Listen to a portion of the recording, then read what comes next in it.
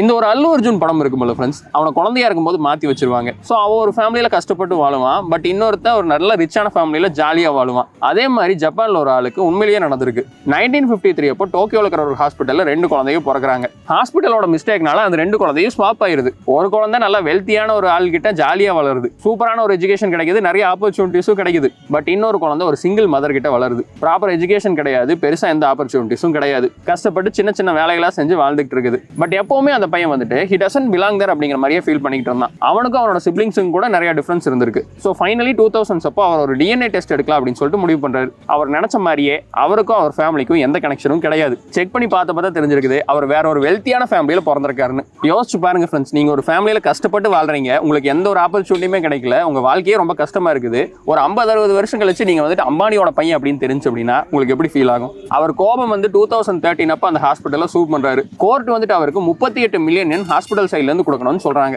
American dollar படி $3,70,000. நம்ம identity எவ்வளவு ஈஸியா மாறுதுன்னு பாருங்க. பிறந்த ஒரு குழந்தைய ஹாஸ்பிட்டல் மாத்தி வச்சதுனால அந்த குழந்தை வேற ஒரு இடத்துல வேற ஒரு ஆளா வளருது. நம்ம பிறக்கிற இடத்த வச்சு மட்டுமே நம்மளோட சர்க்கம்ஸ்டான்சஸ் எவ்வளவு சேஞ்ச் ஆகுதுன்னு பாருங்க. பட் நம்ம இங்க உட்காந்துக்கிட்டு ஏன் ஜாதி தான் பெருசு, ஏன் மதம் தான் பெருசுன்னு சொல்லிட்டு அடுத்தவனை பேசிக்கிட்டு இருக்கிறோம். நீங்க பிறந்தப்ப ஹாஸ்பிட்டல்ல மட்டும் மாத்தி வச்சிருந்தாங்கன்னு வைங்களேன், நீங்க வேற ஒரு மதத்துல வேற ஒரு ஜாதியில வேற ஒரு ஆளா வாழ்ந்துட்டு இருந்திருப்பீங்க.